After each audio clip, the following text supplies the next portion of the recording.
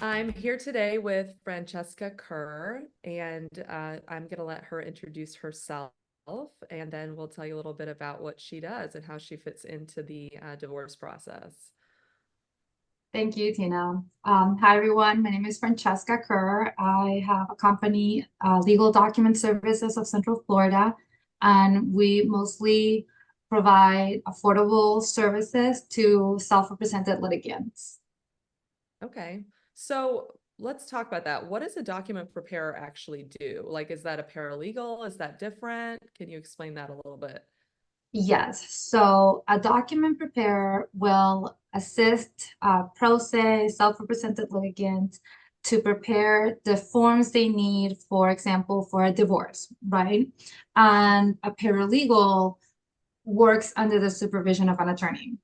Okay. So a lot of times, just because everybody knows a paralegal is someone with a paralegal experience, with legal studies, they don't know that we are not allowed to refer us ourselves as a paralegal under Florida law. Okay, I so believe, basically you were a paralegal, but then because you're not working under an attorney's office, you can't technically call yourself a paralegal, right, but it's the same skill set just being used worded correct. differently. So Yes. okay. Yes. So when you mention skill set, there's different types of experiences or degrees that some paralegals have. I mean, some of them have AA, some of them have paralegal certificates, some of them are certified through NALA. And just like to become a Florida registered paralegal, there's different ways you can do it, either through experience, a certain amount of years of experience working in the field, or depending on the education you have. So the less education, the more years experience you need, basically. Right. But Okay. that's to become the Florida registered paralegal. Okay. So yes, technically there can be out there independent paralegals, freelance paralegals that work for an attorney freelancing. But when you are working for the self-represented litigants, you are a legal document preparer, not a paralegal. That's interesting. Okay. Yeah. Well, so obviously let's talk about we're talking about self-represented litigants. And so that's, a big part of the work I do is I work with clients who want to get through the divorce amicably. They don't want to go to court. They often don't want lawyers involved, or if they do, it's at the very end. Um, Right. so how do you fit into that, picture, right? Like if somebody works with a mediator like myself or resolve their issues without a mediator at their kitchen table, right? At Mhm. what point would they then bring somebody like you into this? Okay, so I can assist clients with starting with their divorce. I mean, with the preparation of the petitions and all those other forms that are required to submit to the court with the petition. I can assist them with helping them finding a process server, explain to them that they have the option either to go to the sheriff's department at the court to get to serve the other party, or they can hire a private process server to serve the other party. And then once the Or the petition, third option, right, is that they agree to everything first and they don't have to serve anybody, which is, right, if they sign yeah, that waiver, yes. yeah. So so I help them kind of just show them the instructions and explain it to them better, right? Because I mean they go to court, they receive this huge package, they don't know what to do with it, they don't understand the instructions. There are some forms there that they may not even need, that doesn't apply to their case yet. Mhm. So they're very confused. So I can help them with all those forms and then just kind of follow up on their case as well when it comes to going into the county's website and looking for their case and maybe checking on a status, Mhm. submitting an inquiry to the court because sometimes it's very hard to get a hold of anyone at the court. So Yes. there's a case, there's a case management, family court case management inquiries that you can submit to request either a hearing date or a status on your case, or just kind of reach out and have a question in regards to your case. Mhm. And and then when obviously either the court will refer them to a mediator Mhm. and they'll go to the mediation, or they'll go and find their own mediator, right? And just have their parenting plan or marital settlement agreement prepared by a mediator. And then that after that is submitted to the court, I can again go back and assist them to let the court know that they've done everything they need to, they have their agreement, they would like a final hearing to get a final judgment. Mm-hmm. Well, yeah, and so let's talk about this checklist, because I think, first of all, most people obviously going through divorce, this is their first time doing it. Sometimes maybe their second, but usually their first. And it's extremely overwhelming as a process, period, right? And then you've got people usually work and they have other things going on. So this is like a part-time job, right? Trying to get divorced. Yeah. And I'm going to actually put a link to the Seminole County checklist. That's where I'm based out of. On this video. That checklist is actually really good. The one from Seminole County. Because I think people need to see like the volume of documents, because it's extremely overwhelming. And what I found, it works so well, even if people want to stay self-represented, it's important for people to know they have options. Like they can come to those agreements either by themselves or with a mediator like me or someone else. And then they can come to a person like you to just literally notarize everything, run through all that court paperwork, file it, and then they don't have to think about it again until they get the final judgment date.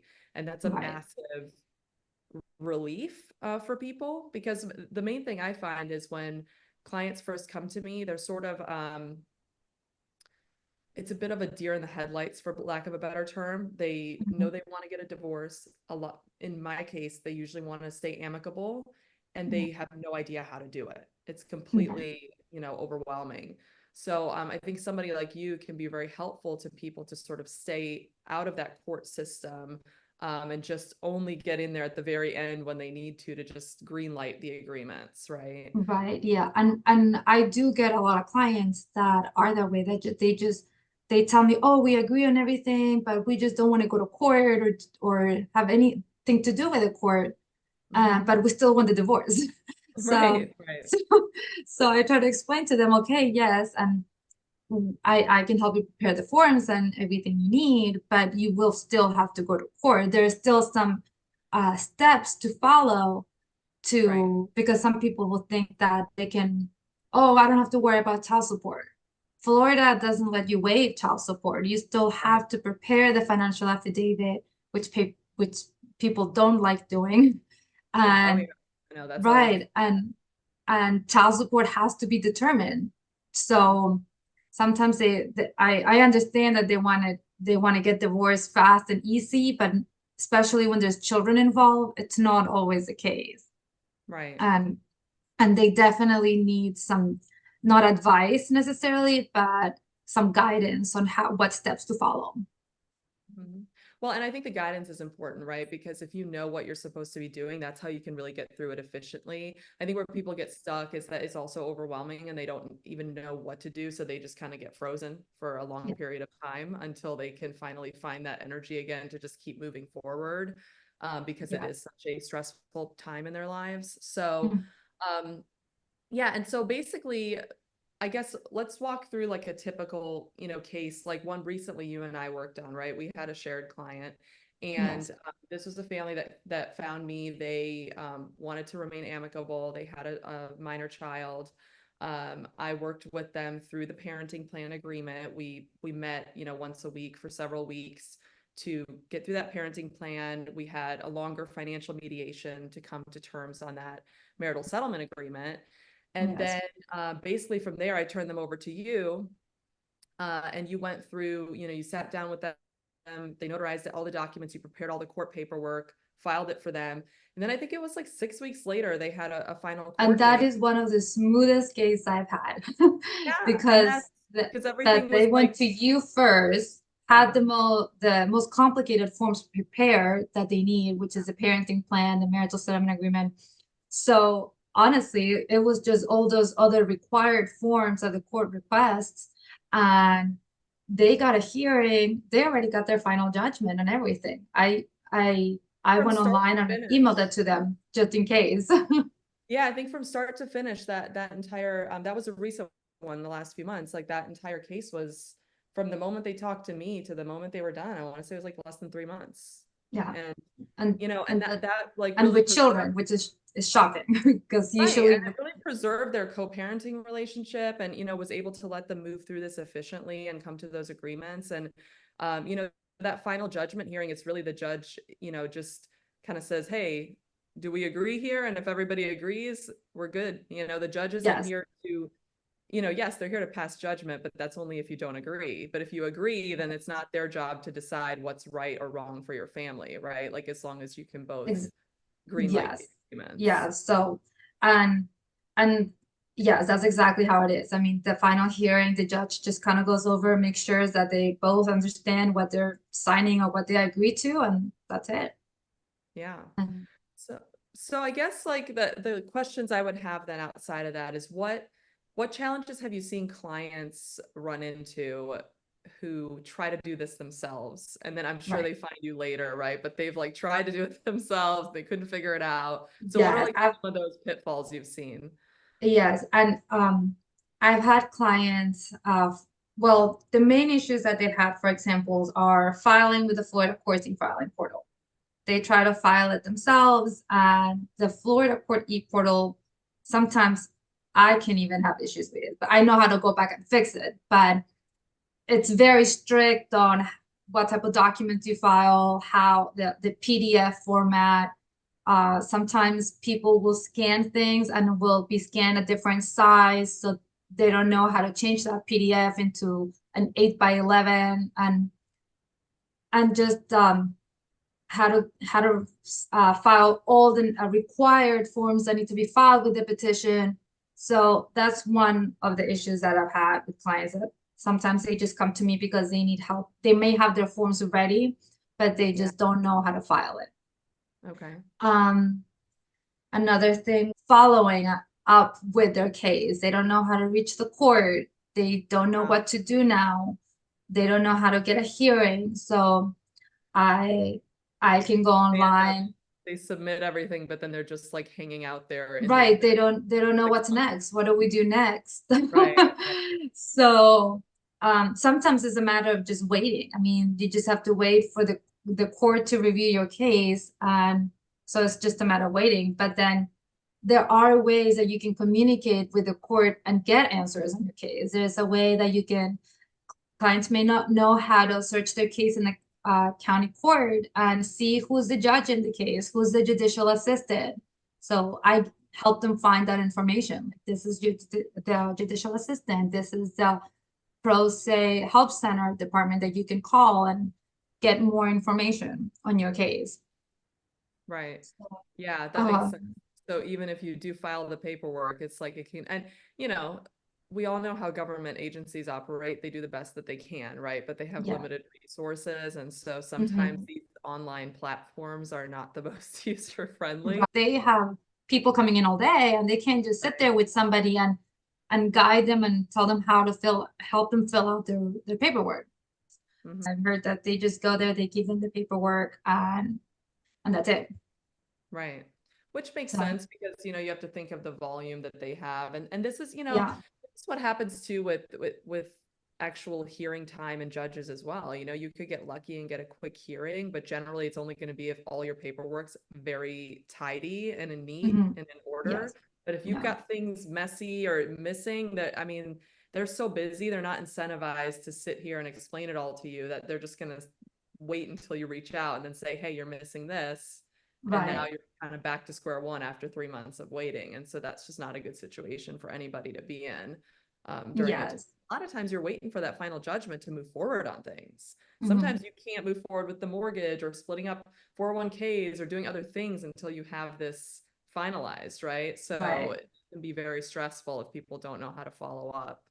um yeah, okay, so then what if you know what do you basically need, right? Like overall, every court, every county to actually file for divorce, right? If people are thinking, well, I want to try this myself, or I want to see whether I need help from a document preparer. mhm, If there's minor children, right? We're talking about a parenting plan always, and we're the talking parenting, about a marital settlement agreement. right, Um, the financial affidavits, this is one I always get pushback on. Nobody wants to do it, right? I It's just the know. worst. Yes. And what I've told people, it's such a long document, and it takes so much mental capacity, I think, to just sit down when you're already in such a stressful time in your life, to sit Yeah. down line by line and go through that thing. Um, Yes.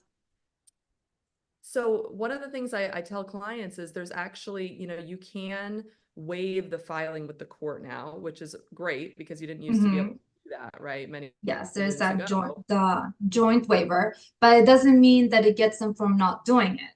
They still have Right. to do it and show it to the other party. Yeah. So that that it's convenient that there's that joint waiver that they can submit, but that is only to waive it from filing it with the court, not it doesn't take it away from actually having to complete it. Right. Yeah. The first sentence on that waiver says that, we swear that we've filled out, Right. notarized, and changed these financial affidavits with each other. And the reason that really matters is because the court wants some sort of snapshot of your financial picture today, so that should there ever be a dispute down the road, we can go back and Exactly. figure out, okay, did somebody leave information out? Was something Hmm. incorrect here? And that way we have something to go off of. But if there's no paperwork, how do you can't, you know, Yeah. And for and a one. lot of my clients, they ask, well, why do I have to show this? Why do I have to put on my credit cards? And that's exactly why, because later on, the court doesn't want either the husband or wife to come back and claim that there's this credit card debt and he has to pay the other half. It's like, but you didn't show it, you know? Right. So that's why it's important to show everything, to come to an agreement on everything. Mm-hmm. Yeah. Even if Go ahead. No, go I'm sorry, ahead. no, even if they feel like, oh, but these are my credit cards and those are his, they're still theirs during the marriage. Oh, yeah. So, so that's what they don't, sometimes a lot of people don't get.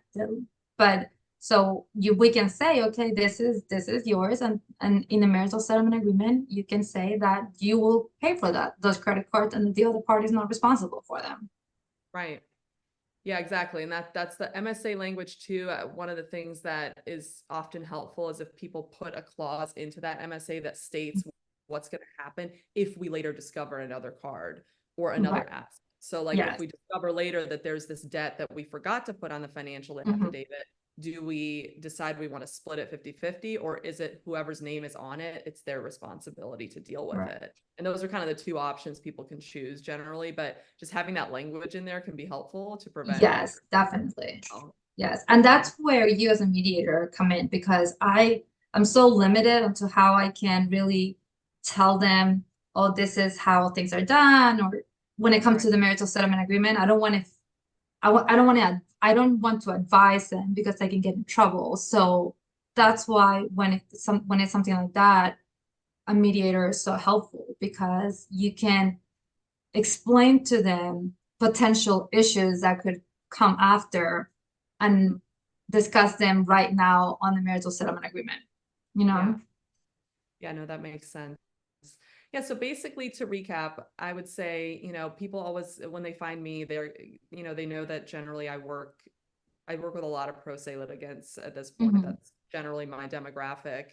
And they're always, there's so many parts of the divorce, right? There's, first of all, deciding to get a divorce, which can take Mhm. years. I mean, that part of the process is grueling emotionally for people just to even get to the point to make that decision, right? Yes. Especially if there's young children.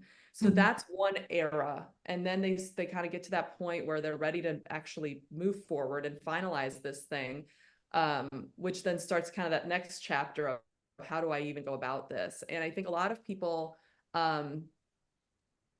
they look online, they try to research divorce. It's like a sea of information and a lot of misinformation, honestly, Right. too. A lot of really bad Ve- information. Very general information, Yeah. just general. So the people just they don't know how to go and do it themselves Mhm. completely based on what it says online, just because online it kind of explain the steps, but just so in general that Mhm. it's hard for them to follow.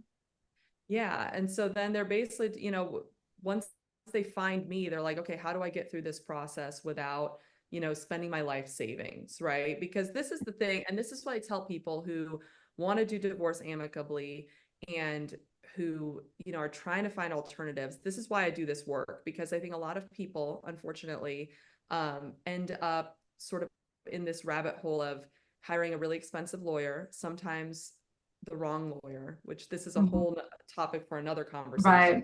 But like, I have so many wonderful lawyers that I refer to, and then there's certain lawyers that I'm like, oh my God, when I see that name, I'm just like, oh, this is gonna be interesting, Yeah. right? Mhm. It's a weird industry that way. And I think people end up kind of roped into these situations where they pay the $10,000 retainer. And then all of a sudden now they're kind of both paid this money and they're going back and forth. And, there's a lot of money that's spent on hours that maybe they could have resolved it themselves. And I think with amicable people, a lot of times they can. And I often encourage them, you can bring in a consultant attorney, right? They can consult with you on certain things. They can, if you're trying to save money, right? They can, if there's certain specific issues you need legal advice on, or just an all around review on the marital settlement agreement. But when it comes to like, you don't have to retain a lawyer for $6,000 to $10,000 in order to get through the process of divorce. That is the only option. It is an option, but it's not the only one. Yeah, no, and definitely, because I mean, just to get with an attorney, just to get started on a divorce, it's about $3,000 to $5,000, and that is a retainer. For an amicable Yeah, divorce. exactly, and that they don't know that that's just basically to start the process, to do the petition, notice of Social Security, notice of related cases, just the most basic things, and then if something were to go wrong or anything, it's just going to be more money later down the road. So, so yeah, I mean, they can, if they agree on everything, they can save those $3,000 to $5,000 with a document preparer like me, and with a mediator, and then just get their final judgment. It's really 6 to 10 because it's 3 to 5 times 2, right? And that's what it really comes down to even just start the conversation. And that's where, that's why I'm in this business. I think that's why you're in this business, is to help people, especially those that don't maybe have those type of resources, to save that money for their own kids. And there's an attorney once that told me, you can either pay for your own kids' college funds or pay for mine. So that's your choice, right? And that's what they tell their clients. And it's really what it comes down to, right? And look, are there situations where having a lawyer on retainer makes sense? Yes, of course. But is it everybody's situation? No. No, yeah. Not everybody has the financial means to even do that, especially nowadays. So trying to find alternatives to get through the process without, spending your entire child's college tuition is definitely, what drives me in this work. And there's a lot of demand out there. There's a lot of people that need help with child support or parenting plan, or changing a parenting plan that was already established, that I'm sure the attorneys have enough on their plates that they're okay with legal document preparers that can assist with things that just don't require to have to go to court and fight over. Right. Well, let's talk, but as we're wrapping up, that's one thing that you just touched on that would be helpful, I think, for those people who have been divorced for a while, right? And you just mentioned something, modifications. If they're in a situation where they either need to modify child support or they need to modify their parenting plan.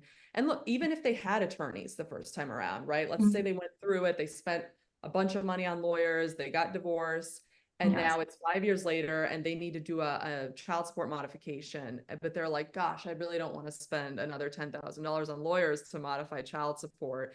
Is that something that you help people with as well, that they would be able to do?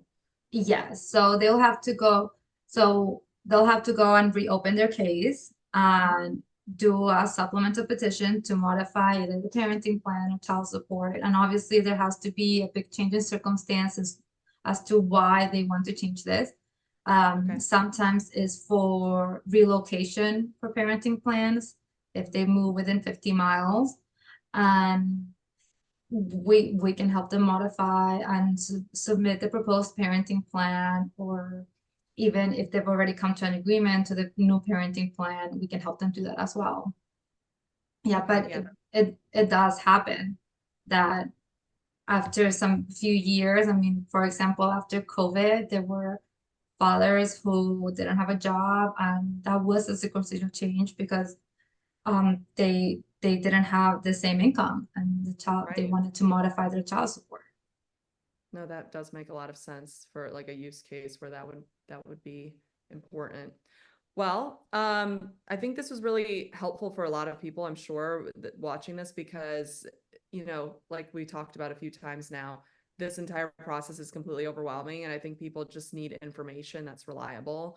And so if they were to, want to work with you or find you, what's the best way to get in touch with you? Well, there's my website, legaldocumentservices.com, and also on Google. Okay. Awesome. And I'll post all your contact information on the video as well. So I really appreciate your time. I think this was very informative, and thanks again. Thank you. Thank you. Honestly, this is great for people out there to just not everybody knows that they have this option. Right. So I think a lot of it's most people don't know, right, honestly. yeah. Most people think the option is only go to court and just go straight there by myself and figure that out, or Right, retain lawyers for, thousands of right. dollars. I think a lot of that in between is where people are missing information, I think. Well, thank you so much, and I appreciate your time. Yeah, thank you.